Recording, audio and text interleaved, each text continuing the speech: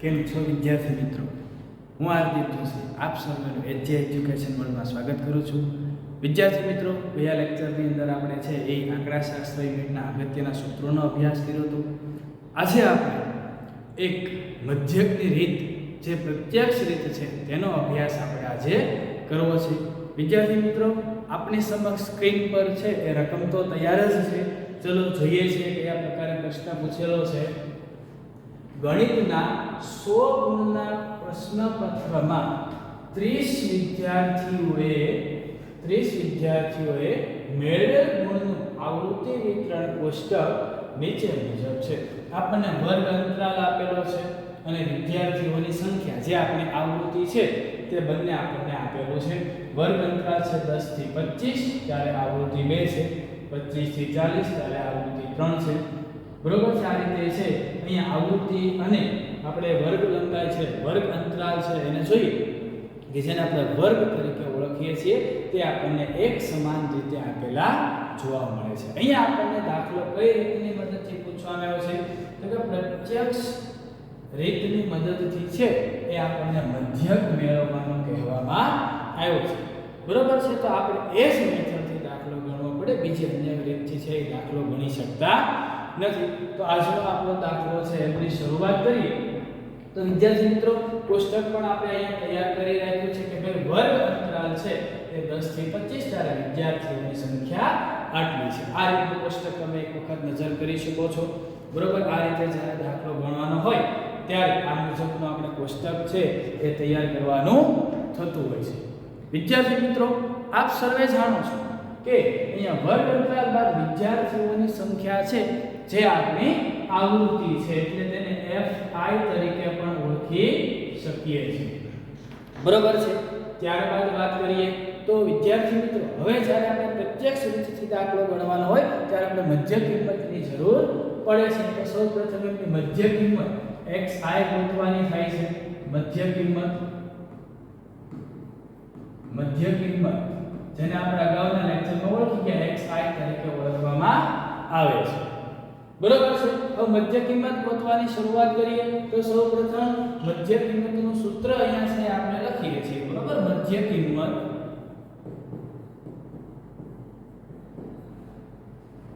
બરોબર બરાબર ઉર્ધ્વ સીમા, બરોબર, ઉર્ધ્વ સીમા પ્લસ અધર સીમા બિંદુ, બરોબર છે, ભાગ્યા 2. એટલે અહીંયા આપણી ઉર્ધ્વ સીમા છે એ 25 છે પ્લસ અધર સીમા 10 ભાગ્યા 2. આ રીતે આપણે મધ્ય કિંમત છે એ મેળવી શકીએ છીએ. તો અહીંયા મધ્ય કિંમત આપણને શું મળશે? 25 ને 10 35 ભાગ્યા 2 થાય, એટલે આપણો જવાબ આવે 17.5. બરોબર. આ રીતે છે આપણે દરેક દાખલાની અંદર દરેકની મધ્ય કિંમત આપણે મેળવી શકીએ છીએ. તો વિદ્યાર્થી મિત્રો, અહીંયા છે આપણી મધ્ય કિંમત છે એ પહેલાની થશે 17.5 મધ્ય કિંમત છે એ મળે છે. બરોબર. ત્યારબાદ બીજું જોઈએ તો કે 40 પ્લસ 25 65 થાય. 65 ભાગ્યા 2 કરો એટલે આપણને કેટલી મળશે? તો 65 ભાગ્યા 2 કરો એટલે આપણને 32.5 છે એ મળે છે. 32.5 મધ્ય કિંમત છે એ મળે છે. ત્યારબાદ 55 પ્લસ 40 90 પ્લસ 5 95 ભાગ્યા 2 કરો એટલે આપણને 47.5 મધ્ય કિંમત મળે. દરેક વખતે ખ્યાલ ના આવે તો આ મુજબની ગણતરી છે આપણે કરી લેવાની થાય છે. બરોબર છે વિદ્યાર્થી મિત્રો. ત્યારબાદ જોઈએ 70 પ્લસ 55 120 125 એટલે 62.5 મધ્ય કિંમત થશે. 62.5 મધ્ય કિંમત છે થવાની છે. 80 પ્લસ 70 150 155 ભાગ્યા 2 એટલે 77.5. બરોબર છે. આપણે મૌખિક કેલ્ક્યુલેશન પણ આમની કરી શકીએ છીએ, પણ એકાદ ગણતરી છે આપણે દર્શાવી જરૂર છે. ત્યારબાદ છે 100 પ્લસ 80 180 પ્લસ 5 185 ભાગ્યા 2 કરીએ તો આપણને મધ્ય કિંમત છે એ 92.5 પ્રાપ્ત થાય છે. 92.5 પ્રાપ્ત થાય છે. હવે મધ્ય કિંમત મળી ગયા બાદ આ fi અને xi નો ગુણાકાર છે કરવામાં આવે છે. બરોબર છે. તો fi xi આપણે મેળવીએ છીએ, ખાસ અગત્યનું છે દાખલા માટે fi xi. બરોબર, તો એની અંદર શું હોય છે તો કે આ કિંમત અને આ કિંમતનો ગુણાકાર છે કરવાનો હોય. બરોબર છે. 17 * 34 અને 0.5 એટલે 17.5 ગુણ્યા 2 કરતા આપણને જવાબ 35 પ્રાપ્ત થાય છે. બરોબર છે. શું પ્રાપ્ત થાય છે? 35 પ્રાપ્ત થાય છે. એ જ મુજબ 32.5 ગુણ્યા 3 કરી ત્યારે આપણને જવાબ 97.5 પ્રાપ્ત થાય છે. 97.5 પ્રાપ્ત થાય છે. બરોબર છે વિદ્યાર્થી મિત્રો. 47.5 ગુણ્યા 7 મોટો ગુણાકાર છે તો આપણે ઓન પેપર પણ કરી શકીએ છીએ. બરોબર, એટલે ગુણાકાર કરી લેવાનો. 47.5 ગુણ્યા 7 કરીએ ત્યારે આપણને મળે છે 332.5. 332.5 પ્રાપ્ત થાય છે. બરોબર છે. હવે ત્યારબાદ 62.5 ગુણ્યા 6 કરવાના છે. બરોબર, 62.5 ગુણ્યા 6 કરીએ ત્યારે આપણને ગુણાકાર 375 પ્રાપ્ત થશે. ગુણાકાર છે કરવાનો 60 360 અને 2.5 ગુણ્યા 6 કરવાના છે. બરોબર, ટૂંકમાં મૌખિક ઝડપથી જો તમે મારી જેમ ગણતરી કરી શકતા હો તો કરો તો કઈ વાંધો નથી. બરોબર છે. 62.5 ગુણ્યા 6 કરીએ ત્યારે આપણને જવાબ પ્રાપ્ત થાય છે 375. 375 છે પ્રાપ્ત થાય. અંક નીચે લખવા જે છે આપણે છેલ્લે સરવાળો કરીએ ત્યારે આપણને કોઈ મુશ્કેલી ઊભી થાય નહીં. બરોબર છે મિત્રો. ત્યારબાદ 77.5 ગુણ્યા 6 કરવાનું છે. શું કરવાનું છે? 77.5 ગુણ્યા 6 કરીએ ત્યારે આપણને 742 420 તો એમનેમ થઈ ગયા, પ્લસ 7.5 ગુણ્યા 6 કરવાનું છે. બરોબર, આ રીતે પણ તમે ટૂંકમાં ગુણાકાર કરી શકો. 77.5 ગુણ્યા 6 કરીએ ત્યારે વિદ્યાર્થી મિત્રો આપણને 465 જવાબ મળે છે. શું મળે છે? 465 જવાબ છે પ્રાપ્ત થાય છે. 92.5 * 6 કરીએ ત્યારે આપણને 555 જવાબ મળે છે. સીધો ગુણાકાર છે ને.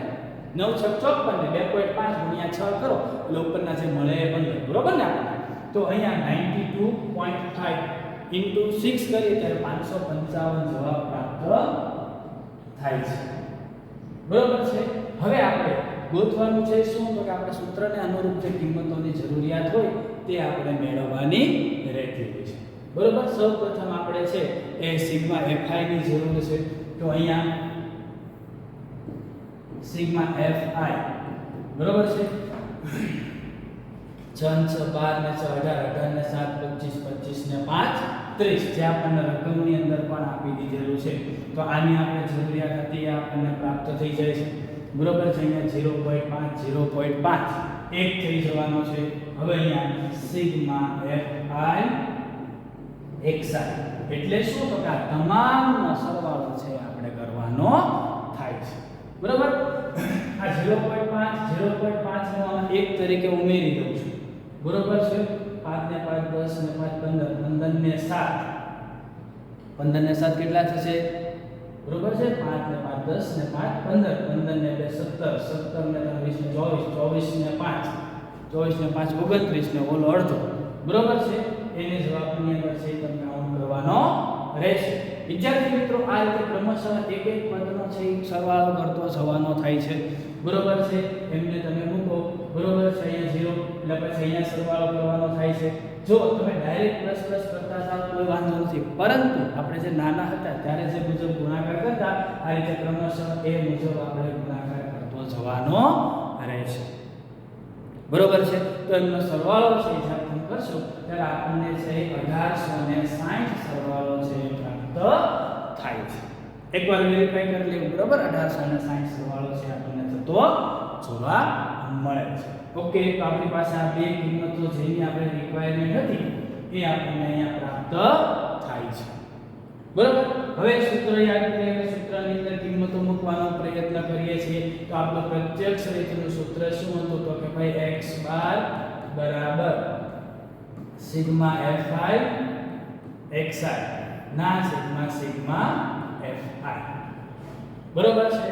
તો અહીંયા આપણને સિગ્મા fi xi શું મળ્યું છે? 1860 60 છે એ પ્રાપ્ત થયું છે. ત્યારબાદ છેદમાં સિગ્મા fi શું પ્રાપ્ત થયું છે કે 30 પ્રાપ્ત થયું છે.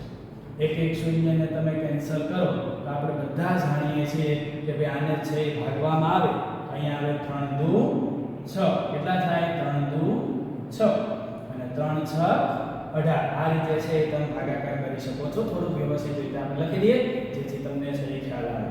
બરોબર છે. ભાગાકાર છે એ શોર્ટકટ રીતે પણ તમે કરી શકો છો. 1860 ના છેદમાં 30 છે. આ એક એક બિંદુ કેન્સલ કર્યું અને ત્યારબાદ આપણે શું કરીએ છીએ ઓકે ભાઈ 3 દુ 6 3 6 18 એટલે આપણો જવાબ છે 62 મળે છે. x બાર ઓબ્જેક્ટથી શું મળે છે આપણને 62 મળે છે. તો આ આપણને છે આપણો જવાબ છે મળી જાય છે. વિદ્યાર્થી મિત્રો આ દાખલો છે આપણે ભૂતકાળની ટાટ 2023 માં પૂછાયેલો હતો. આવી રીતના દાખલાઓ પણ પૂછાઈ શકે તો આપ સૌ વિદ્યાર્થીઓની ખાસ મહેનત અને પ્રેક્ટિસ છે કરી લેવી જોઈએ છે. ઓકે, આપણો લેક્ચર ગમ્યો તો આપણી ચેનલને સબસ્ક્રાઇબ કરી લેજો, લાઈક અને શેર કરી દેજો જેથી દરેક વિદ્યાર્થીને છે એ આમનો લાભ મળે. Okay, thank you.